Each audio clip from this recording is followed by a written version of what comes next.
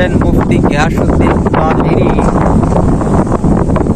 ঈদে মিলাদুন নবীর জুলুস নিয়ে কি বলতাছে, আগে সেটা শুনি।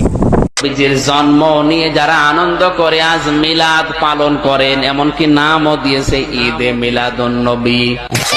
যারা নবীজির মিলাদুন নবী মানে না, যারা নবীর মিলাদ মানে না, তাদের ঈমান তালাক, বউ তালাক। যারা মিলাদ মানে না এরা মুশরিক, এদের পিছনে নামাজ পড়া জায়েজ নাই, এদেরকে সালাম দেওয়া জায়েজ নাই, এদের কাছে মাইয়া বিয়া দেওয়া জায়েজ নাই, এদের জানাজার নামাজে যাওয়া জায়েজ নাই, এদের পিছনে ওয়াক্তের নামাজ পড়া জায়েজ নাই, এদের মারা যাওয়ার পরে এদের কবরের পাড়েও দাঁড়ানো জায়েজ নাই। কত? কারণ মিলাদ নাই একমাত্র আল্লাহর। ওয়াজ বোঝা লাগবে। যাদের চুলকানি উঠে আর একটু বেশি জানি চুলকানি উঠে।